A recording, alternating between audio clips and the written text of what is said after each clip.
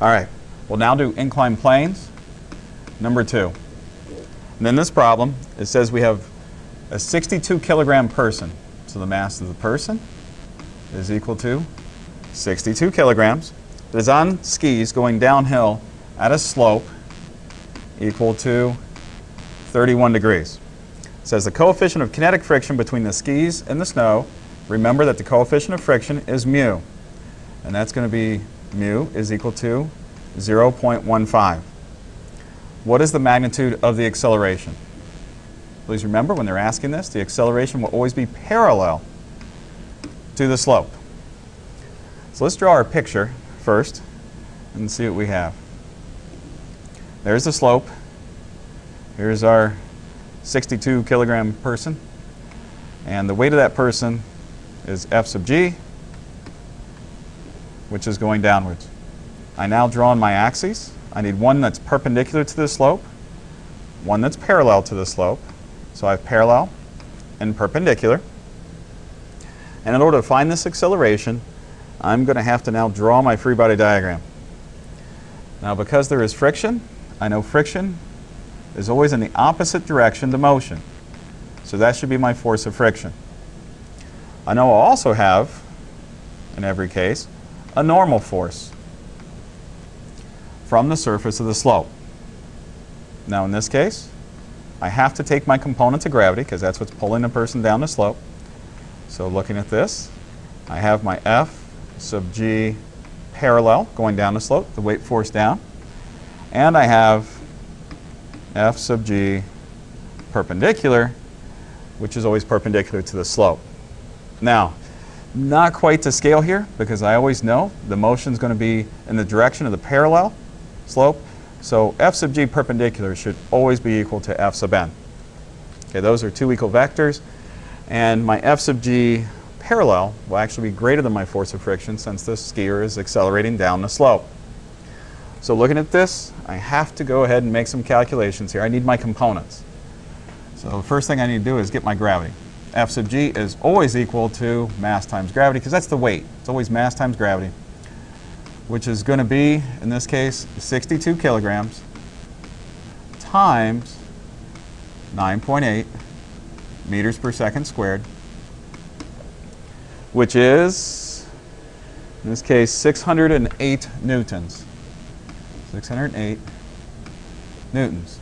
Next, I'm going to need F sub g parallel, which is going to be just equal to the weight times sine of our angle, which is 31 degrees. We have our F sub g from above at 608 newtons, so this gives us 313 newtons.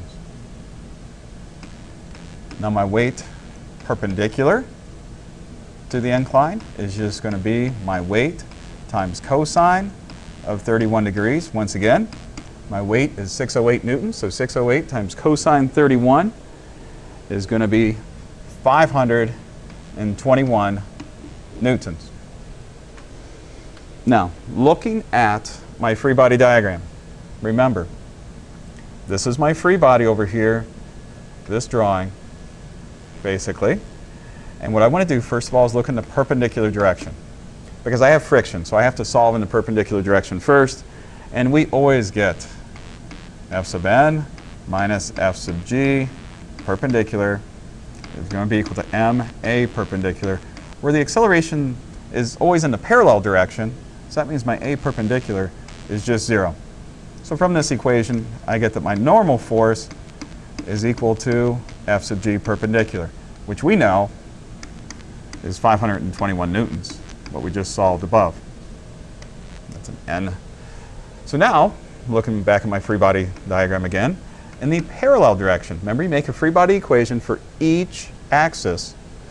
So in this case, looking at this one, I get F sub g parallel because it is going down the slope from the skier.